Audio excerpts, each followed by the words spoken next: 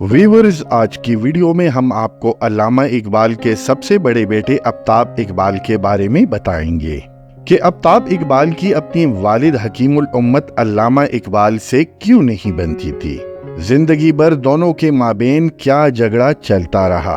आफ्ताब इकबाल सन 1899 को पिंड दादन खान में पैदा हुए।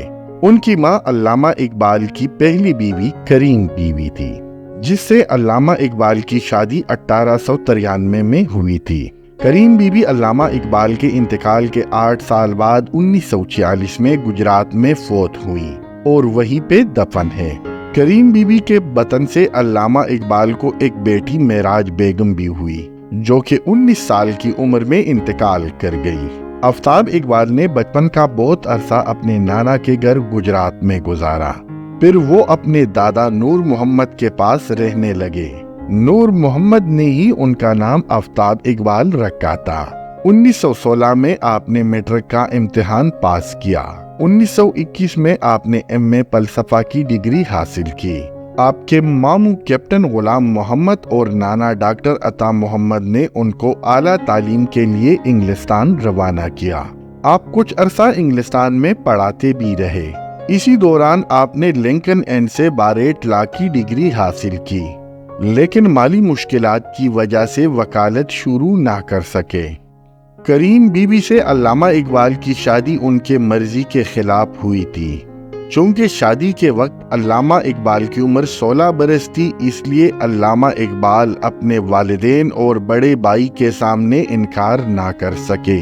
करीम बीबी का ताल्लुक गुजरात के एक जागीरदार घराने से था और अल्लामा इकबाल एक मुतवस्सित घराने के चश्मो चराग थे। करीम बीबी मजाज की सख्त औरत थी। दोनों के मिजाज में जमीन और आसमान का फर्क था। घरेलू झगड़े जब हद से ज्यादा बढ़ गए तो करीम बीबी गुजरात अपने मेके में आ बैठी।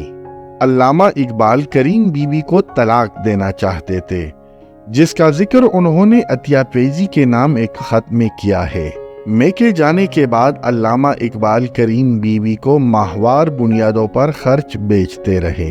घरेलू रंजिशों की वजह से आफ्ताब इकबाल अपने वालिद से बदजन हुए। वो अपने वालिद के दोस्तों के महाफिल में अपने वालिद को अच्छे अल्फाज से याद नहीं किया करते। इसकी एक मिसाल ये भी है कि जब आफ्ताब इकबाल लंदन में सर अकबर हैदरी से मिले तो उन्होंने सर अकबर हैदरी से कहा कि अल्लामा इकबाल उनके तालीमी अखराजात अदा नहीं करते, जिसके जवाब में अल्लामा इकबाल ने सर अकबर हैदरी को खत लिखा और उन्हें पूरे सूरत हाल से आगाह किया। साथ में उन्होंने अकबर हैदरी को आफ्ताब इकबाल के नाफरमानियों के हवाले से भी तफसील से लिखा।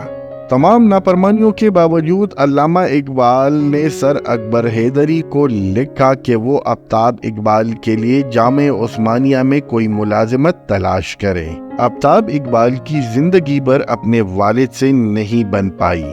वालिद और बेटे ने तमाम जिंदगी एक दूसरे से एक फासले पर रहकर गुजारी।